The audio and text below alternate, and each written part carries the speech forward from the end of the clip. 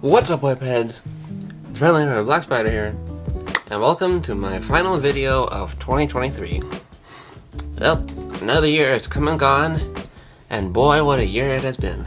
A lot has happened this year, and most of it I don't remember, but there were some highlights to this year that were definitely most notable to me. So, here is my 2023 year in review. So, I think maybe the first thing that I'm going to highlight is the Trace to Success that happened in September. If y'all don't remember, I posted a vlog on my channel like late August, early September, in which I said that I was going to be attending a kind of a program, a three-week program called the Trace to Success. And what it does, it gives you like an introduction to a majority of the trades. Then basically lays out your options for places to like learn the trade or places you can apply to work with one of the trades. And honestly, it was definitely an experience. I will say that much. It was definitely an experience. I came out of there with at least some understanding of the trades, and that in turn has helped me find myself I was going to say find myself a new place to work, but I haven't actually gotten some place to work yet. But I'm in the process of it right now. I most recently applied to a company called Arlinghouse. They basically handle plumbing and HVAC in residential homes and whatnot.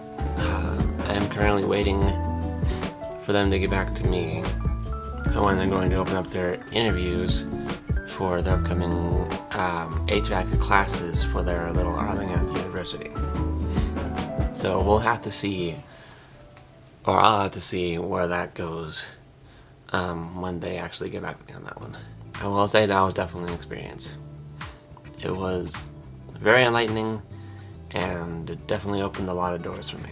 The second highlight of this year for me would have to be the Synthetic Comic Expo. I took my dad and my brother to our first ever Comic-Con over here in Cincinnati, and it was definitely pretty cool, I'm not gonna lie.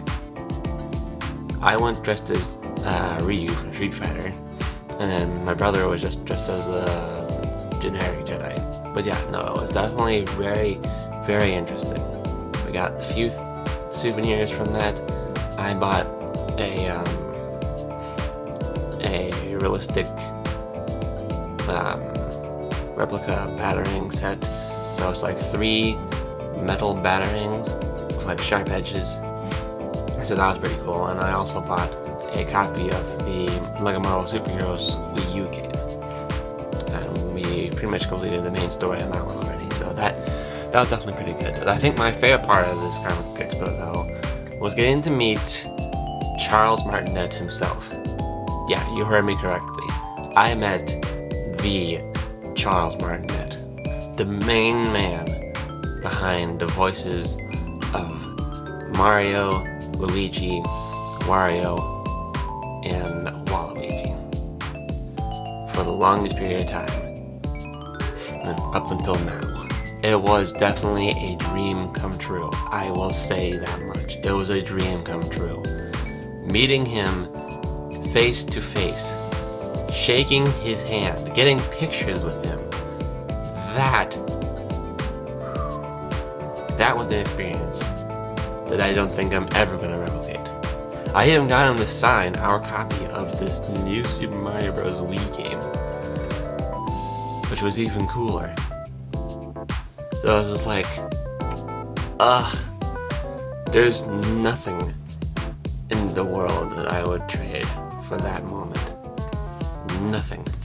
It was awesome, and I loved every minute of it. And it really makes me wish I could have done more of Comic Expo, but alas, we had to leave about halfway through it because my parents had other places to be, and we had to watch my youngest brothers while they were gone. So yeah, next year I do want to see if we can stay for the entire day, at least for all of Saturday, because that was the only day we were able to go. No, it was Saturday, because work schedules is kind of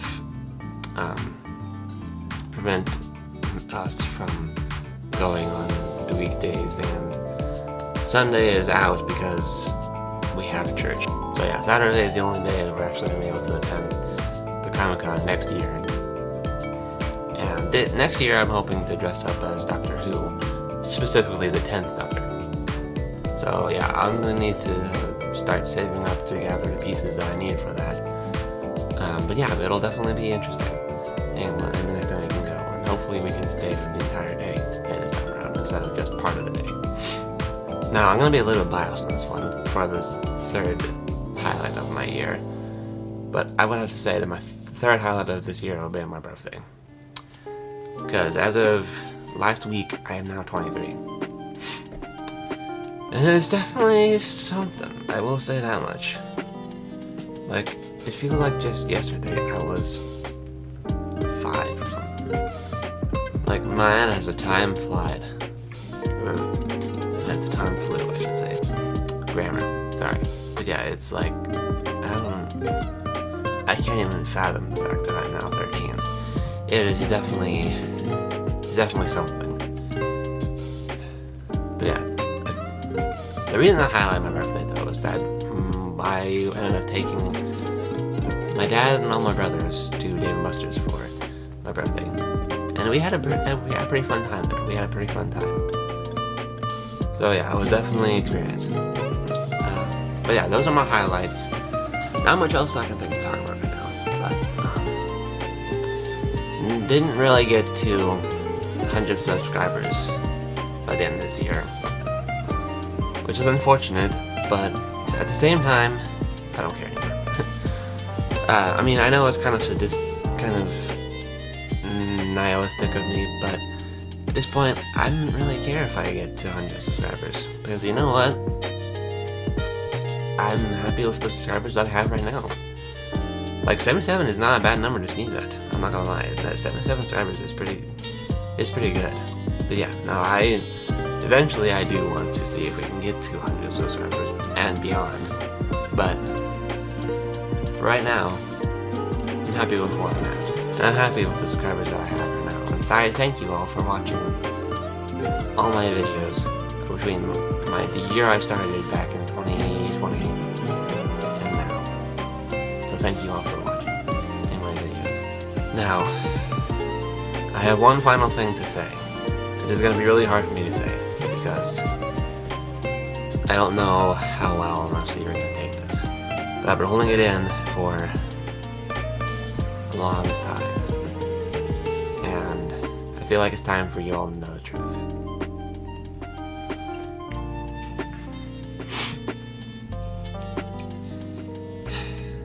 Guys,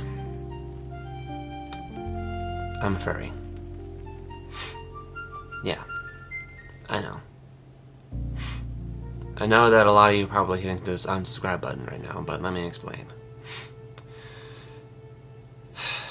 Back in 2016, I found myself stumbling upon the furry fandom. Unfortunately, I fell in with the wrong side of the furry fandom, and I found DeviantArt.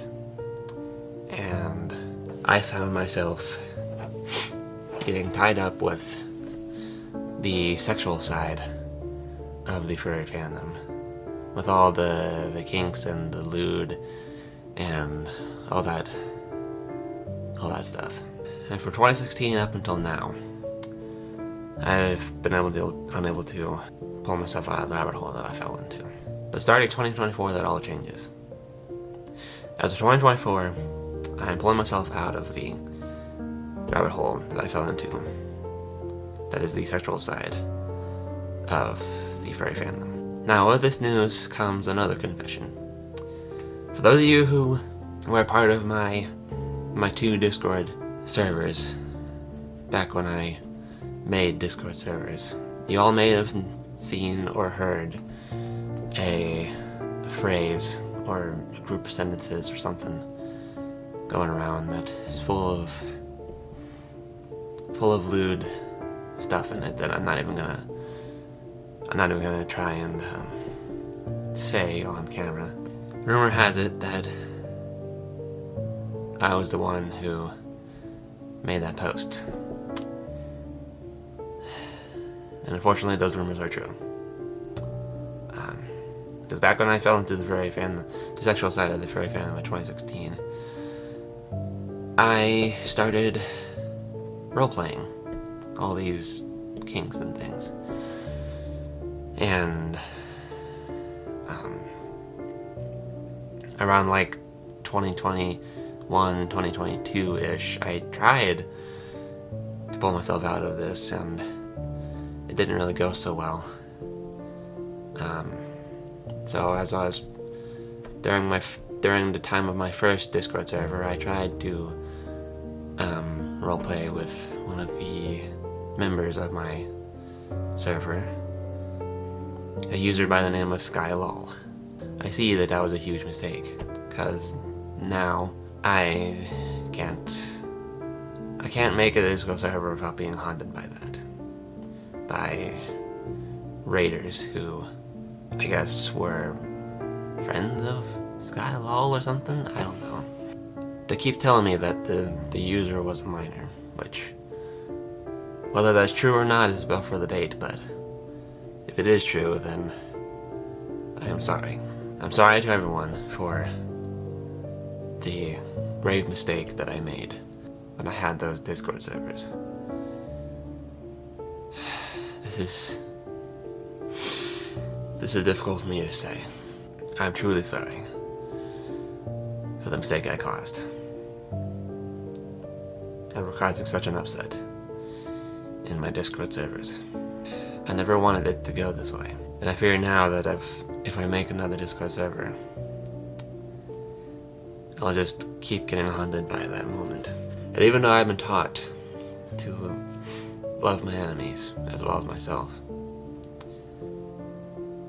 I fear as though those that continue to haunt me with that moment will never let it go. Even when I've hit 1,000 subscribers, I fear as though I will never be able to escape from that. It's a curse that I am fortunately going to bear, because that is the curse that I brought about myself. What does this mean for me? Well, I'm still going to be part of the furry fandom. Whether anyone likes it or not, I'm still going to call myself part of the furry fandom. I'm just not going to be part of the sexual side of the furry fandom, because whether y'all want to admit it or not, the furry fandom isn't all just sexual content. In fact, it's only like 25% of the furry fandom. The other 75% of it is more wholesome. It's full of people wanting to express themselves through their own little personas. Characterizations of their own personalities, or even different personalities that don't even reflect them at all. All made into these humanoid animal creatures that they make themselves. Whether they be more practical creatures like panthers, dogs, birds, dragons, something along those lines, to more unpractical creatures, or I guess I should say more made-up creatures, some exclusive to the fandom, like circles, protogens, and angel dragons, or Dutch angel dragons, I should say. The furry fandom is their way of expressing themselves, just as it is some other people's way of expressing themselves through things like cosplay and Comic Cons and things like that. So I ask you this: how is their fandom cringe and weird and gross, but ours isn't? How is it that you can call something like the furry fandom cringe and say that it's all about sexual content, when the anime fandom is no less cringe. And whether you want to admit it or not, the anime fandom does have sexual sides to it. So I ask you this, or I leave you this actually. Think before you judge someone else's fandom, because you have no idea what goes on behind the scenes of those people who make these personas to escape reality. You have no idea what goes on in their lives, the ones that drives them to make these fantastical creatures as a means to just forget about reality for even a little bit. I myself have even created a persona, believe it or not. His name is Joe. He's Black Panther. I don't have any pictures that I can show you all yet of him, but when I do get a picture, of him that is safe for work, I will show you my persona, Joe. Now, what does this mean for the channel? Well, despite the fact that I am admitting that I'm a furry, I will not be posting furry content on my YouTube channel. I feel like I'm gonna just have a little bit of a separation between my YouTube channel and my newfound interest in the furry fandom. Especially considering the fact that A, I don't have a fursuit of my own, and B, I've been hearing a lot of things about the YouTube algorithm and the furry fandom recently. And if them just like shadow banning furry content creators left and right, some with like a lot of subscribers, some with hardly any. It's a scary world for furry content creators out there. That is unfortunately what they have to deal with. But they will continue to persevere, as will I. But again, I will not be making furry content on my channel. I am going to just separate myself from the furry fandom, or separate myself from furry YouTube, I guess I should say.